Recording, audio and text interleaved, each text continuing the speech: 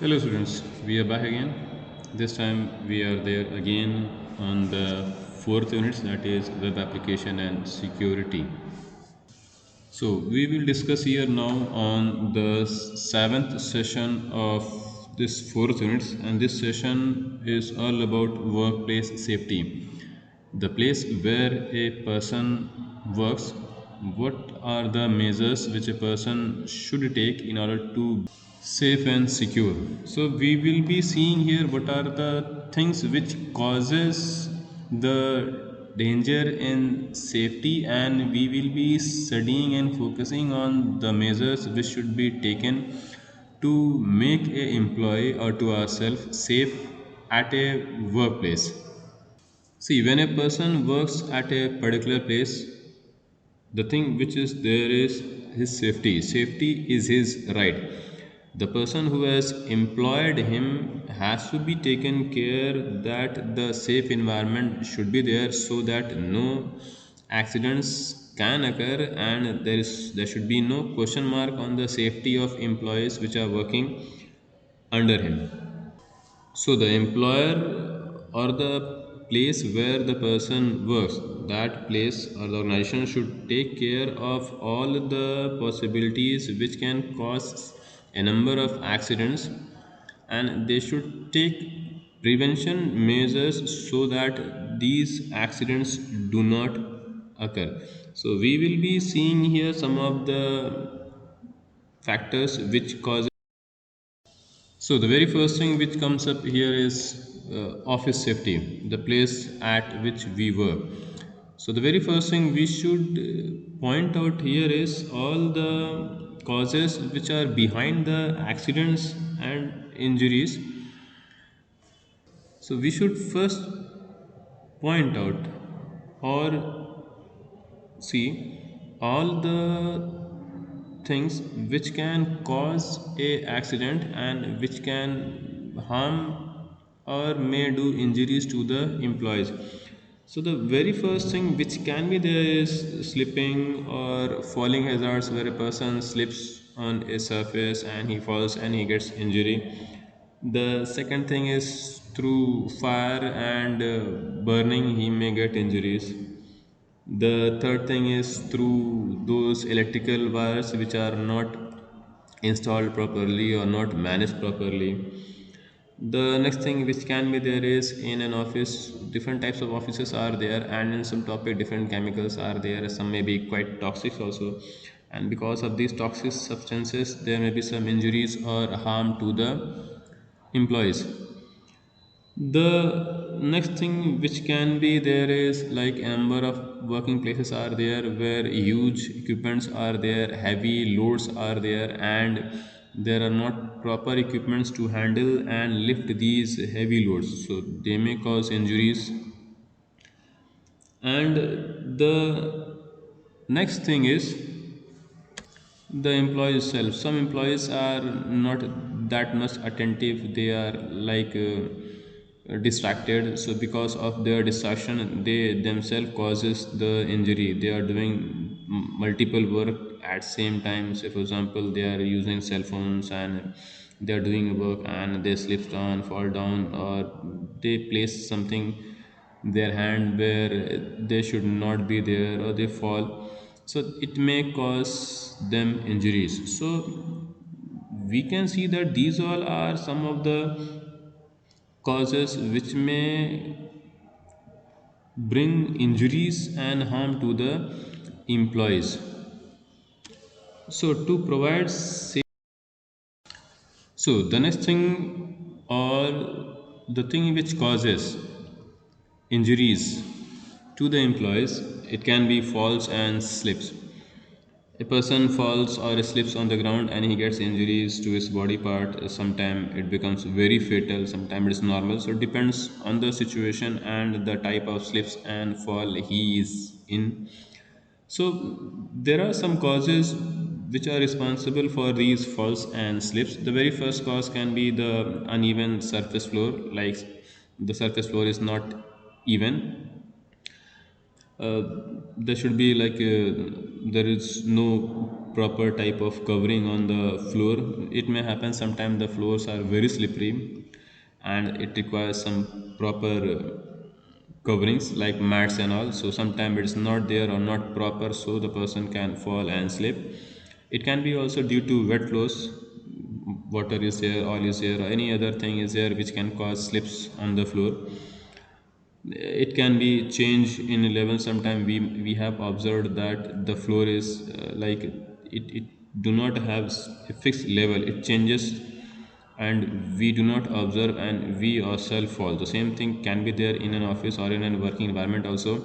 Means the floor can rise or fall without any particular measurements, so this can cause a injury to the employees.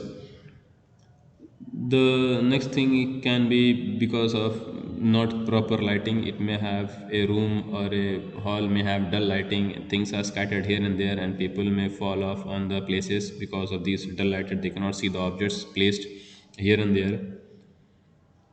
It can also be because of poor housekeeping. Poor housekeeping means the arrangement of the things. Suppose that there is a room, in that room a number of things are there and all these things are not arranged. Some are kept on floor, some are there here and there, and when a person enters in that room or hall, he may clash with that object and he may fall down certainly.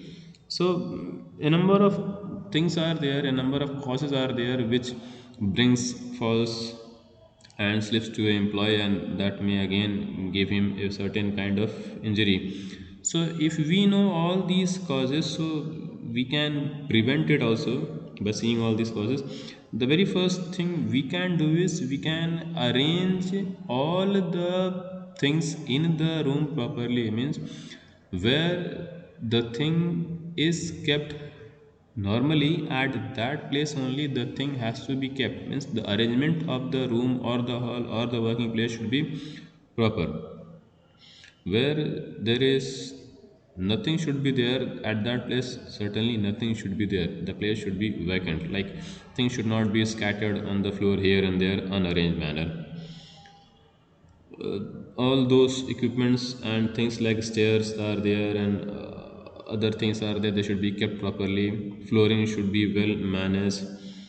Steps should also be properly made and arranged so that the employees do not have any problem in coming up or down.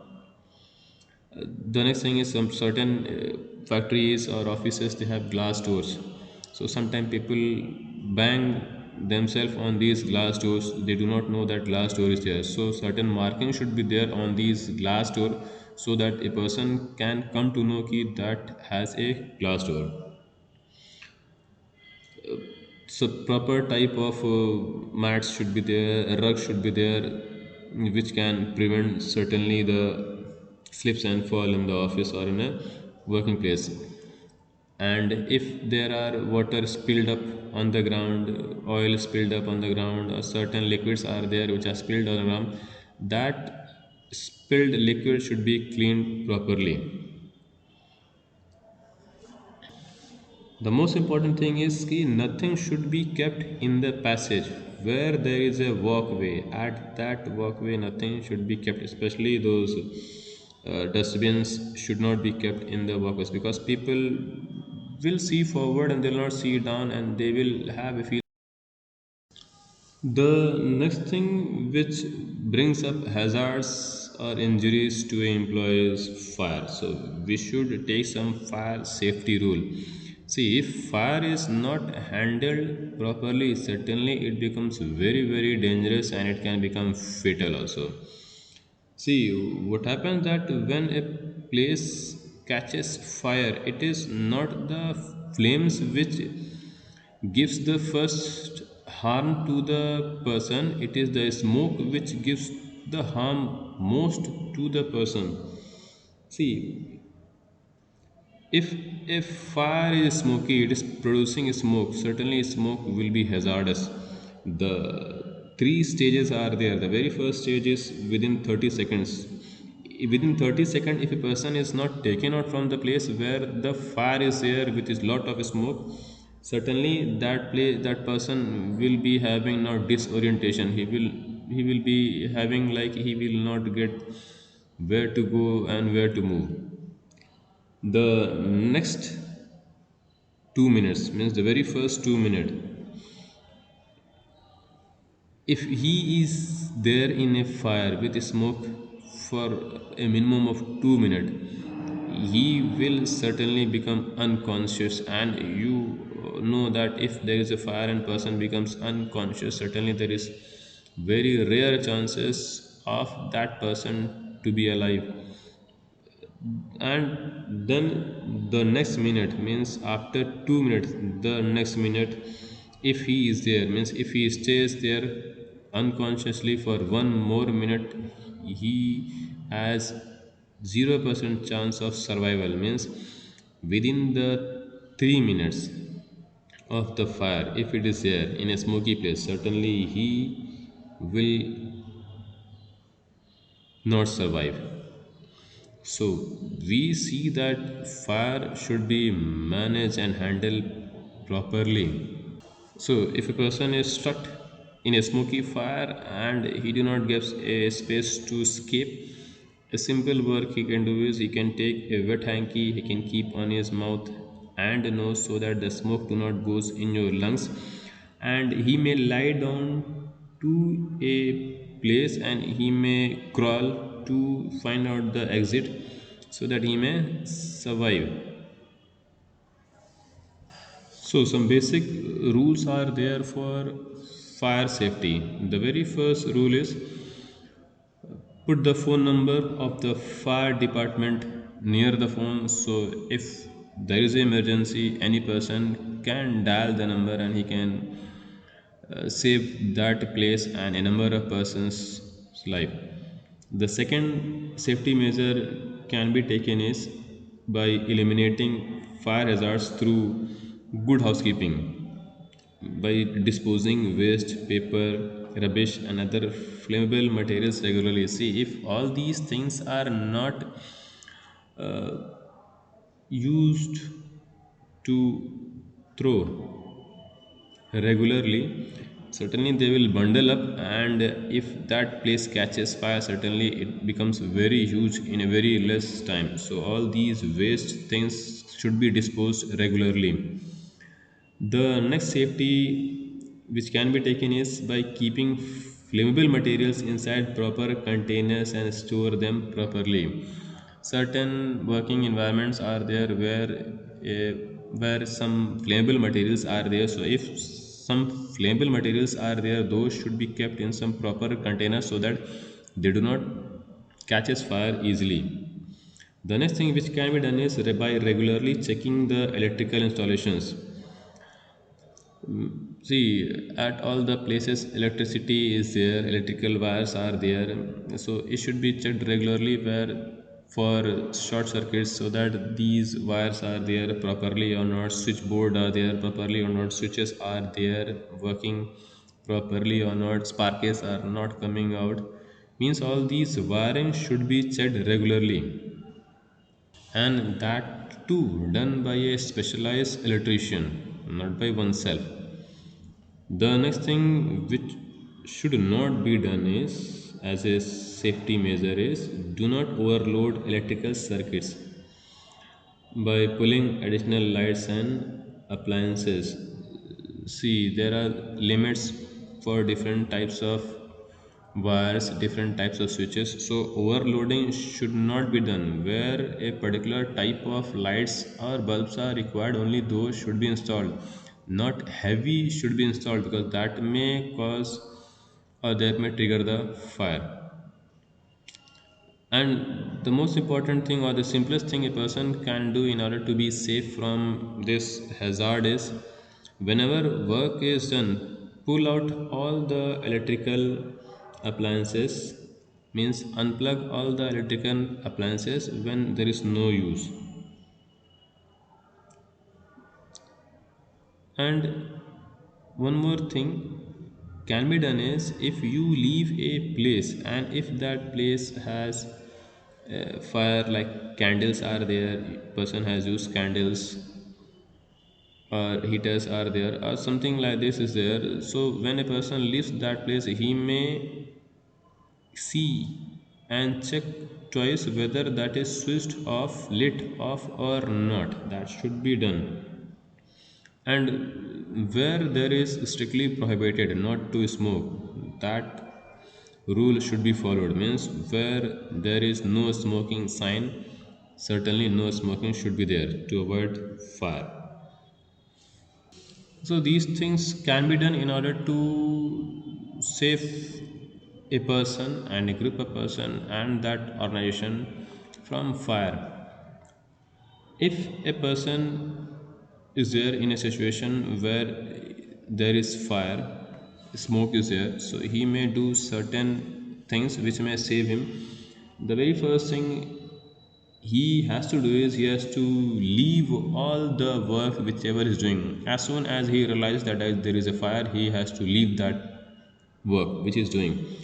The next thing which he has to do is he has to leave that room, he has to vacate the room through the nearest exit. Whatever nearest exit he sees, he should leave that room. And when he leaves that room, he should close the door. But he should not lock the door. Close the door as the person comes out. And wherever the person sees fire alarm, he should ring the fire alarm so that all the person come to know that there is a fire. And even the person is suppose not in that scenario, means he is not in the scenario where there is fire, but he sees a place where there is a fire near to him, he may immediately call the fire department emergency number so that that fire may be stopped. And if a person has fire extinguisher and he has to use it, he has to remember only one word, and that one word is pass. Pass is a word which gives like a password to using the fire extinguisher.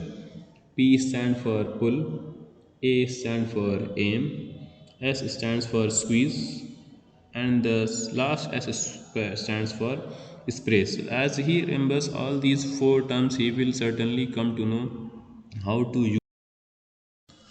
The next hazard which is there is through electricity. Means fire can cause through electricity also. So there are some electrical safety rules which a person should follow, which a organization should follow in order to make the employees safe from this hazard. The very first thing which should be there is the person should be familiar with the electrical hazard associated with the workplace. Means he should know what are the causes or what are the things which can trigger a electrical hazard. If he knows, certainly he will not do mistakes, and if he sees some errors, he may ask somebody to correct it in the electricity.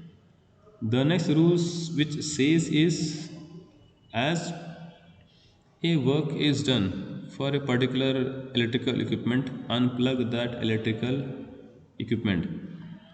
And if a electrical equipment requires servicing or maintaining, then also that particular electrical equipment should be unplugged. Means unplug the electrical equipment, then only the servicing or repairing of that particular equipment should be done.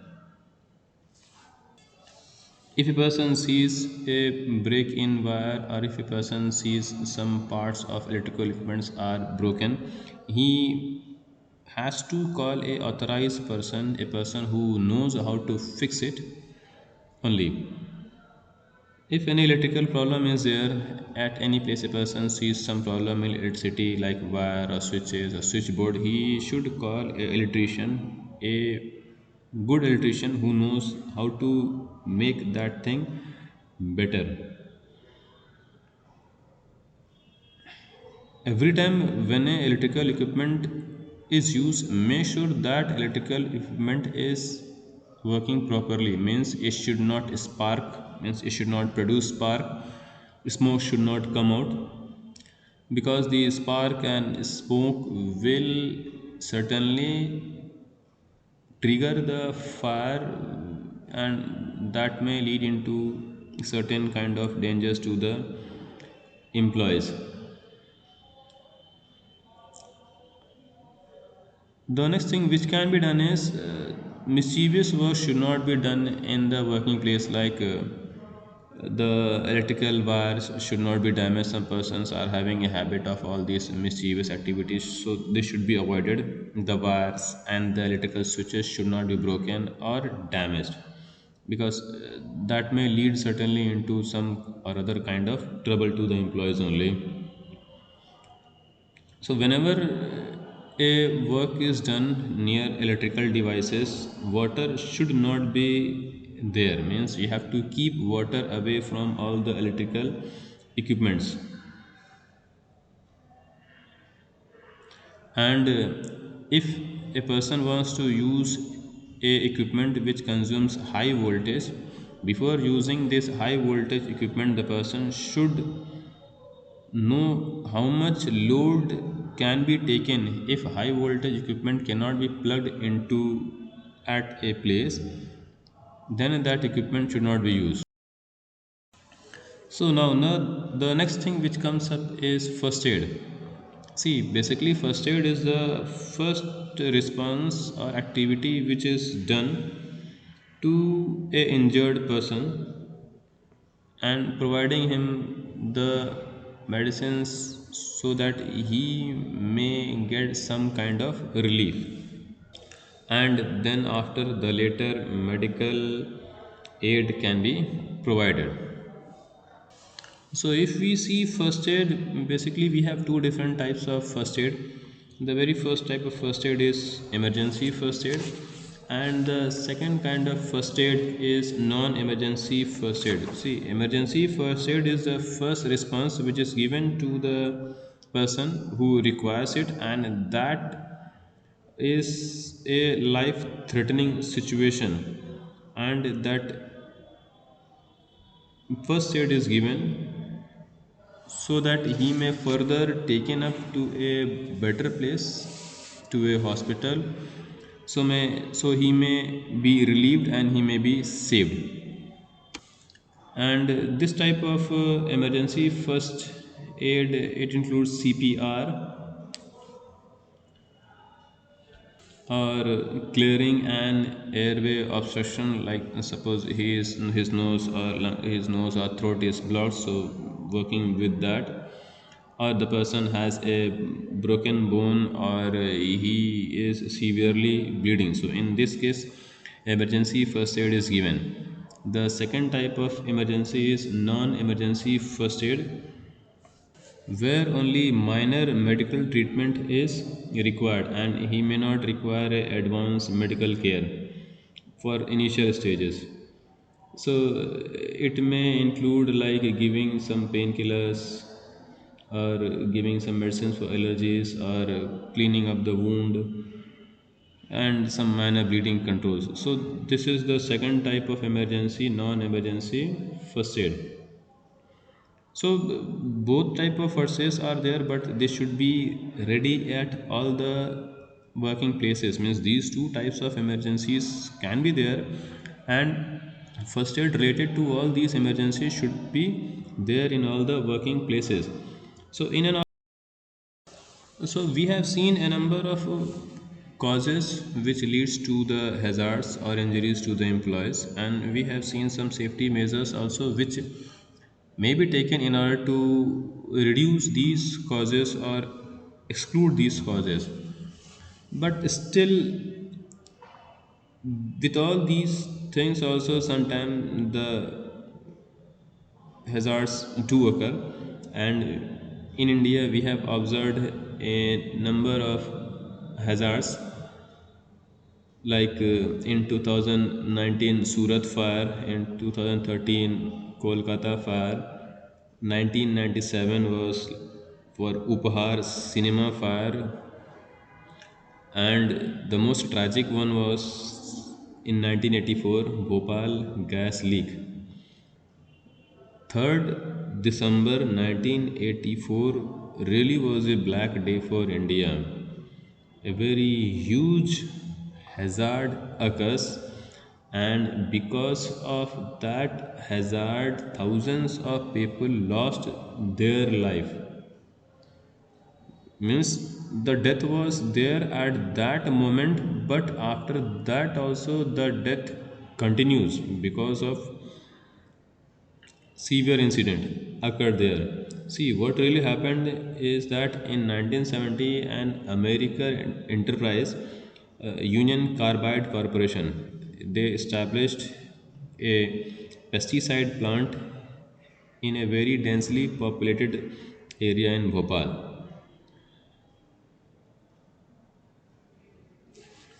The plant was working there, but they were not having that much profit. The profit was very low, and because of this low profit, either they were having no safety measures or they were having very less safety measures. And because of that, only on 3rd December 1984, from their plant, huge amount of methyl isocyanate started to leak from the plant, and this is poisonous.